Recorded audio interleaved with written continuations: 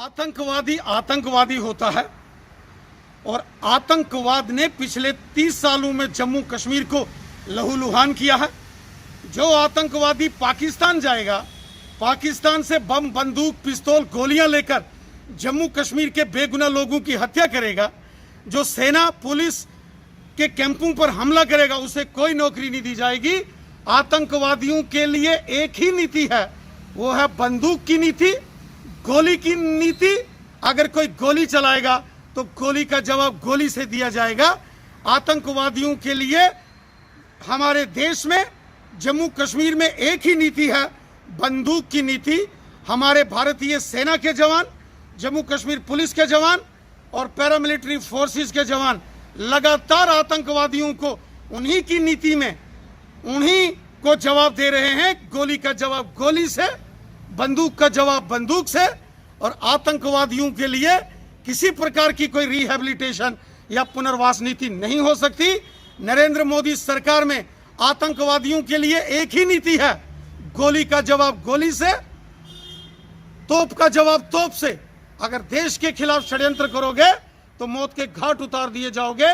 इस समय सेना जम्मू कश्मीर में ऑपरेशन ऑल आउट कर रही है, ताबड़तोड़ आतंकवादियों का सफाया हो रहा है। इस ऑपरेशन ऑल आउट को और तेजी से बढ़ाएंगे। जितने आतंकवादी हैं उनका समापन करेंगे। जो बंदूक उठाएगा उसको मौत के घाट उतारा जाएगा। उसके लिए कोई नौकरी नहीं, कोई रिहैबिलिटेशन की पॉलिसी नहीं। सर, एक और सवाल जो उठ रहा है, जो फायर एंड इमरजेंसी सर्विसेज की लिस्ट आई है उसमें कहीं ना कहीं धांधली के आरोप लग रहे हैं, उसको भाजपा किस तरह से देखती है? फायर सर्विसेज के तहत जो फायर ब्रिगेड्स की भर्ती हुई है उसमें धांधलियां हुई हैं, घोटाला हुआ है, वहां के अंदर षड्यंत्र हुआ है, धोखा हुआ है और प्रॉपर मेरिट के बेस पर स्टूडेंट्स की सिलेक्शन नहीं हुई है। मैंने जम्मू कश्मीर के उपराज्यपाल साहब के संज्ञान में ये सारे नोटिस में चीज लाई है। हमने कहा है ये फायर ब्रिगेड की, फायर सर्विसेज की जो लिस्ट निकली है, इसको तुरंत इसको कैंसिल किया जाए और दोबारा से इसकी रिक्रूटमेंट की जाए, क्योंकि साफ साफ धांधलियां हैं। ग्रेजुएट और पोस्ट ग्रेजुएट लड़के जो हैं उनको बाहर रखा गया है और 10वीं और 8वीं पास लड़कों को इसमें रिक्रूट किया गया है। पूरे जम्मू संभाग के साथ साथ कश्मीर घाटी के भी नौजवानों के अंदर भारी रोष है। एक गांव के अधिकांश लड़के लगा दिए गए और इसमें बहुत बड़ी भ्रष्टाचार, करप्शन और साजिश हुई है। ये बहुत गलत है।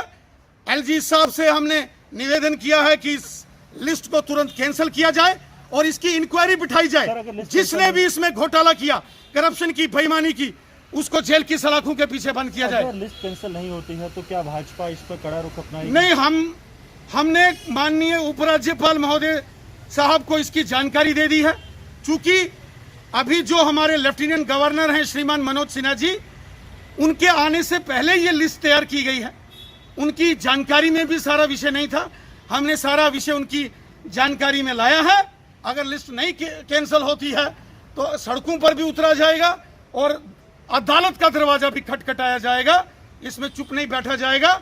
जम्मू कश्मीर के अंदर नाइंसाफी किसी कीमत पर बर्दाश्त नहीं करेंगे।